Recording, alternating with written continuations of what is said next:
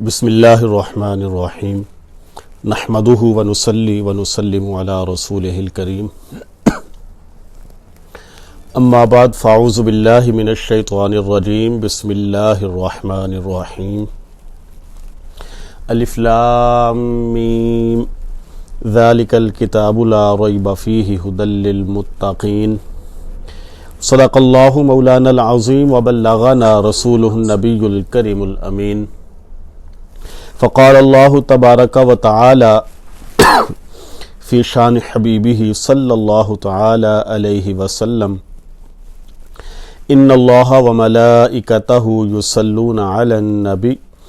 یا ایہا الذین آمنوا صلوا علیہ وسلموا تسلیما الصلاۃ والسلام علیک یا سیدی یا رسول اللہ وعلى آلك وأصحابك يا سيدي يا حبيب الله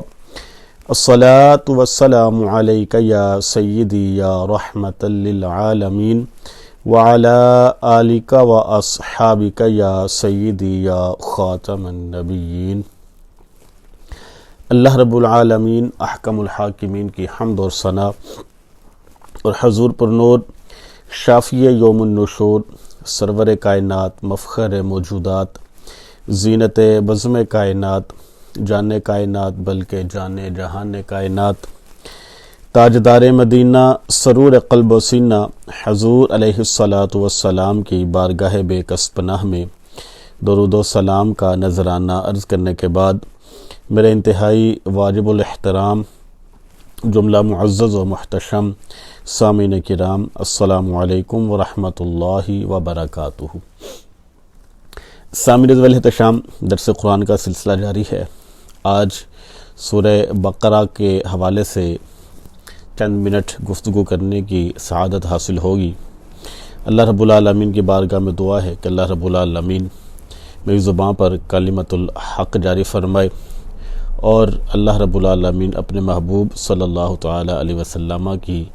شفاعت ہمیں نصیب فرمائے۔ سورہ بقرہ یہ مدنی سورت ہے۔ مدنی سورت اس سورت کو کہا جاتا ہے کہ جو مدینہ شریف میں نازل ہوئی ہو۔ سورہ بقرہ یہ قرآن مجید کی سب سے طویل ترین یعنی سب سے زیادہ لمبی جو ہے آیات کے اعتبار سے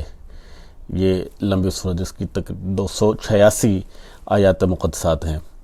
یہ مدنی سورت ہے۔ مدینہ منورہ میں نازل ہونے والی تمام صورتوں میں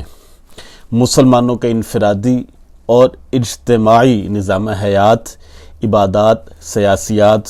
معاشیات، اقتصادیات اور عمرانیات کے اصول اور احکام بیان کیے گئے ہیں۔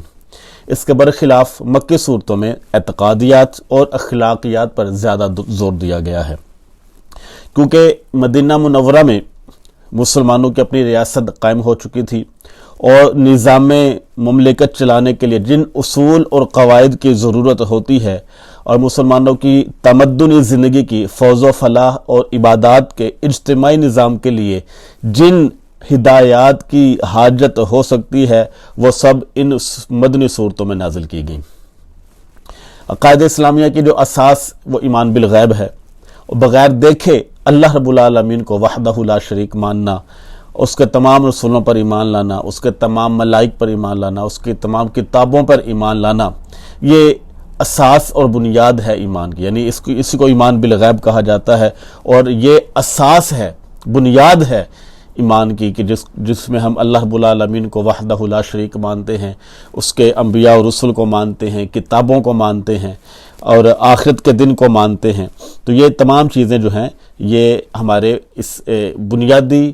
جو ہمارا ایک اساس ہے ایمان کی، وہ اللہ رب العالمین نے یہاں پر ذکر فرمائی ہیں اس کے آغاز میں ہی۔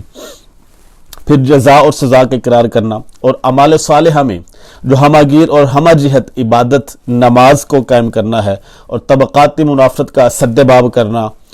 اور اہم جو عبادت ہے یعنی زکوٰۃ ادا کرنا۔ اس لیے سورہ بقرہ ایمان بالغیب، اقامت صلاۃ اور ادائے زکوٰۃ کے بیان سے شروع ہوتی ہے۔ یعنی سورہ بقرہ کے آغاز میں اللہ رب العالمین نے ایمان بالغیب کا ذکر فرمایا ہے، نماز قائم کرنے کا ذکر فرمایا ہے، اور زکوٰۃ ادا کرنے کا ذکر اللہ رب العالمین نے اس کے آغاز میں ہی فرما دیا۔ پھر سورہ بقرہ میں ہی آگے چل کر اس صورت میں شریعت اسلامیہ کو وضاحت سے بیان کیا گیا، عبادات اور معاملات کو بیان کیا گیا، اقامت صلاۃ اور ادائے زکوٰۃ کے علاوہ تحویل قبلہ، توحید پر دلائل، ماہ رمضان المبارک کے روزے، حج بیت اللہ، جہاد فی سبیل اللہ، انفاق فی سبیل اللہ، والدین کے ساتھ تعلقات کس طرح کے ہوں، قریبی رشتہ داروں کے ساتھ تعلق کس طرح سے ہوں، قرابت داروں کے حقوق، زکوٰۃ اور صدقات کے مصارف، یتیموں کی کفالت، عائلی زندگی کے اصول اور احکام جن میں نکاح آ جاتا ہے، طلاق ہے، رضاعت ہے، پھر عدت اور الہ کو بھی ذکر کیا گیا، قسم کھانے کا شرعی حکم، جادو کا حرام ہونا، قتل نہ حق کی ممانعت، قتل پر قصاص اور ناجائز طریقوں سے لوگوں کے مال کو کھانے کی ممانعت، شراب، جوا اور سود کی حرمت، ایام حیض میں عمل ازدواج کی ممانعت، عورتوں سے عمل معکوس کرنے کی تحریم، ان تمام چیزوں کو اللہ رب العالمین نے بیان فرمایا۔ پھر اسی صورت میں ایک آیت ہے جس میں اللہ رب العالمین کی ذات، اس کی وحدانیت اور اس کی اہم صفات کا ذکر اس آیہ مقدسہ میں ہے، اور اس کو آیت الکرسی کہا جاتا ہے جس میں اللہ رب العالمین کی وحدانیت کا بھی ذکر ہے۔ پھر اسی صورت میں قرآن مجید کی وہ آیت بھی ہے جو سب سے طویل ترین آیت ہے، یعنی یا ایھا الذین آمنوا اذا تداینتم، اور اسی آیت کو، یعنی یہ جو طویل ترین آیت ہے، اس کو آیہ مداینہ بھی کہا جاتا ہے۔ اور اسی صورت میں ایک ایسی آیت بھی ہے جو قرآن مجید کے سب سے آخر میں نازل ہونے والی آیت ہے، اور وہ آیت ہے وَاتَّقُوا يَوْمًا تُرْجَعُونَ فِيهِ إِلَى اللَّهِ ثُمَّ تُوَفَّى كُلُّ نَفْسٍ مَا كَسَبَتْ وَهُمْ لَا يُظْلَمُونَ۔ یہ آیت نمبر 281 ہے سورہ بقرہ کی، جو نزولی اعتبار سے سب سے آخر میں اللہ رب العالمین نے اس کو نازل فرمایا۔ مکہ مکرمہ میں مسلمانوں کے مقابلے میں صرف مشرکین تھے، اس لیے مکی صورتوں میں صرف توحید اور آخرت پر ایمان لانے پر ہی زور دیا گیا۔ جب نبی رحمت صلی اللہ تعالیٰ علیہ وسلم مدینہ شریف پہنچتے ہیں اور وہاں پر پھر مختلف قبائل نے اسلام قبول کیا، اور انصار کی وجہ سے مدینہ منورہ میں مسلمانوں کی ریاست قائم ہوئی، تو اللہ تبارک و تعالیٰ نے قانون، سیاست، معیشت، معاشرت، تمدن اور ثقافت کے متعلق بھی اصول اور ہدایات نازل فرمائیں۔ یہاں مسلمانوں کا مقابلہ یہودیوں سے بھی تھا۔ حضرت موسیٰ علیہ السلام کو گزرے ہوئے تقریباً 19 صدیاں،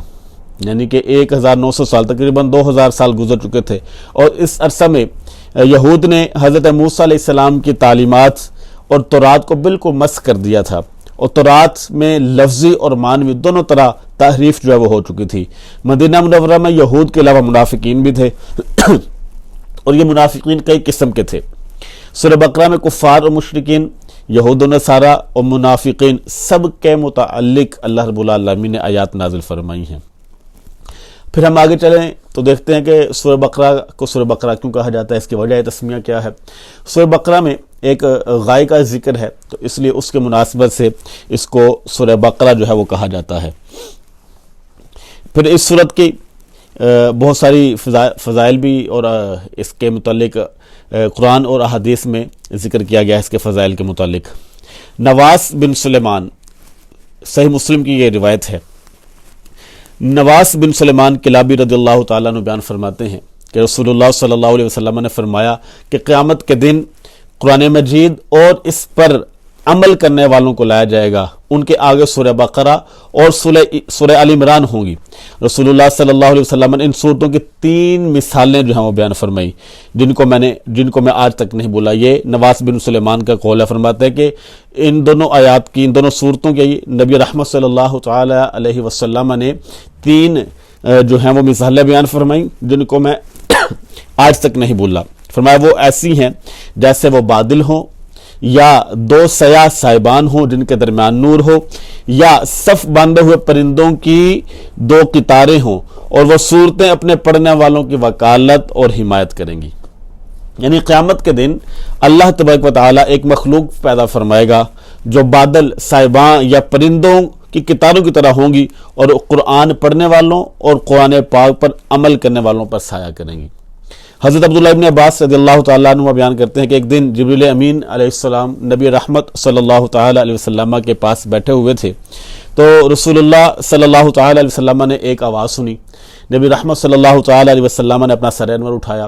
حضرت جبریل امین علیہ السلام نے کہا کہ یہ آسمان کا ایک دروازہ ہے جس کو صرف آج ہی کھولا گیا ہے اور آج سے پہلے کبھی بھی نہیں کھولا گیا۔ پھر اس سے ایک فرشتہ نازل ہوا اور حضرت جبریل امین علیہ السلام نے کہا کہ یہ فرشتہ آج ہی نازل ہوا ہے، آج سے پہلے یہ فرشتہ کبھی بھی نازل نہیں ہوا۔ اس فرشتے نے سلام عرض کیا اور کہا کہ آپ کو ان دونوں کی بشارت ہو، اور کن دونوں کے؟ ان دو نوروں کی بشارت ہو جو آپ کو دیے گئے ہیں اور آپ سے پہلے کسی نبی کو نہیں دیے گئے۔ وہ دو نور کیا ہیں؟ فرمایا گیا کہ ایک سورہ فاتحہ اور دوسرا سورہ بقرہ کا آخری حصہ، ان میں سے جو آپ حرف پڑھیں گے اس کا مصداق جو ہے وہ مل جائے گا۔ یعنی کہ دو نور ہیں، سورہ بقرہ کی آخری آیات اور سورہ فاتحہ، ان کو دو نور نبی رحمت صلی اللہ تعالیٰ علیہ وسلم کی حدیث پاک کے حوالے سے ہمیں پتہ چلتا ہے۔ اور حضرت ابی بن کعب رضی اللہ تعالیٰ عنہ بیان کرتے ہیں کہ کریم آقا حضرت محمد مصطفیٰ صلی اللہ تعالیٰ علیہ وسلم نے مجھے فرمایا، اے ابو المنذر، کیا تم جانتے ہو کہ تمہارے نزدیک کتاب اللہ کی سب سے عظیم آیت کون ہے؟ تو عرض کرنے لگے کہ اللہ و رسولہ عالم، کہ اللہ اس کا رسول صلی اللہ تعالیٰ علیہ وسلم جانتے ہیں۔ تو آپ نے پھر فرمایا کہ تمہارے نزدیک کتاب اللہ کی سب سے عظیم آیت کون ہے؟ تو عرض کرنے لگے کہ میں نے عرض کیا کہ یا رسول اللہ صلی اللہ علیہ وسلم، اللہ لا الہ الا هو الحی القیوم، یعنی یہ آیت الکرسی۔ تو راوی بیان فرماتے ہیں، ابو المنذر بیان فرماتے ہیں کہ نبی رحمت صلی اللہ تعالیٰ علیہ وسلم نے میرے سینے پر ہاتھ فرمایا اور فرمایا، اے ابو المنذر، تمہیں یہ علم جو ہے وہ مبارک ہو۔ یعنی کہ اس سورہ مبارکہ میں ایک ایسی آیت مقدسہ ہے کہ جو اتنی شان اور اتنی عظمتوں والی ہے۔ اور آیت الکرسی کے حوالے سے آتا ہے کہ نبی رحمت صلی اللہ تعالیٰ علیہ وسلم کی حدیث سے پتہ چلتا ہے کہ جو شخص صبح اور شام اس کو پڑھے، اللہ رب العالمین اس کی حفاظت فرماتا ہے شیاطین وغیرہ سے۔ اور حضرت ابو ہریرہ رضی اللہ تعالیٰ عنہ سے ایک روایت ہے جو کہ سنن نسائی میں موجود ہے، فرماتے ہیں کہ رسول اللہ صلی اللہ تعالیٰ علیہ وسلم نے ارشاد فرمایا کہ اپنے گھروں کو قبرستان نہ بناؤ، شیطان اس گھر سے بھاگ جاتا ہے جس میں سورہ بقرہ کی تلاوت کی جاتی ہو۔ یعنی کہ جس گھر میں سورہ بقرہ کی تلاوت کی جاتی ہے اس گھر میں شیطان نہیں رہتا، بھاگ جاتا ہے۔ اور ایک روایت میں آتا ہے، حضرت حذیفہ رضی اللہ تعالیٰ عنہ اس کے راوی ہیں، فرماتے ہیں کہ رسول اللہ صلی اللہ تعالیٰ علیہ وسلم نے ارشاد فرمایا کہ ہماری دوسرے لوگوں پر 3 وجوہات سے فضیلت ہے۔ نمبر 1، تمام عروہ زمین ہمارے لیے مسجد بنا دی گئی اور اس کی مٹی ہمارے لیے ذریعہ طہارت بنا دی گئی، اور ہماری صفیں فرشتوں کی صفوں کی طرح ہیں، اور ہم کو یہ آیات دی گئی ہیں۔ کون سی؟ سورہ بقرہ کی آخری آیات، جو آیات عرش کے نیچے سے نازل ہوئی ہیں، جو مجھ سے پہلے کسی کو نہیں دی گئیں اور میرے بعد بھی کسی کو نہ دی جائیں گی۔ یعنی یہ اتنی جو ہے وہ فضیلت ہے سورہ بقرہ کی آخری آیات کی۔ اور حافظ سیوطی لکھتے ہیں، امام دارمی حضرت کعب رضی اللہ تعالیٰ عنہ سے روایت کرتے ہیں کہ جس شخص نے سورہ بقرہ اور آل عمران کو پڑھا، قیامت کے دن وہ صورتیں کہیں گی، اے ہمارے رب ان سے مواخذہ نہ فرما۔ اور امام ابو عبید نے حضرت انس رضی اللہ تعالیٰ عنہ سے روایت کیا ہے، فرماتے ہیں کہ رسول اللہ صلی اللہ تعالیٰ علیہ وسلم نے ارشاد فرمایا کہ جس گھر میں سورہ بقرہ پڑھی جاتی ہے شیطان اس گھر سے بھاگ جاتا ہے۔ یہ سورہ بقرہ کی فضیلت جو ہے وہ بیان ہوئی ہے۔ تو سورہ بقرہ میں اللہ رب العالمین نے بہت سارے احکامات بھی بیان فرمائے ہیں، اور ہمارے لیے جینے کا طریقہ اور سلیقہ جو ہے اس میں بیان کیا گیا ہے، احکامات بھی اس میں بیان کیے گئے ہیں، یعنی بہت ساری چیزیں جو ہیں وہ سورہ بقرہ میں بیان کی گئی ہیں۔ اللہ رب العالمین کی بارگاہ میں ہم دعا کرتے ہیں کہ اللہ رب العالمین جو ہے ہمیں صحیح معنوں میں ان آیات سے اور قرآن پاک کی تعلیمات سے سیکھ کر اور اپنی زندگیوں کو اپنے اوپر اپلائی کرنے کی اللہ رب العالمین ہمیں توفیق نصیب فرمائے۔ آمین۔ وآخر دعوایا ان الحمد للہ رب العالمین۔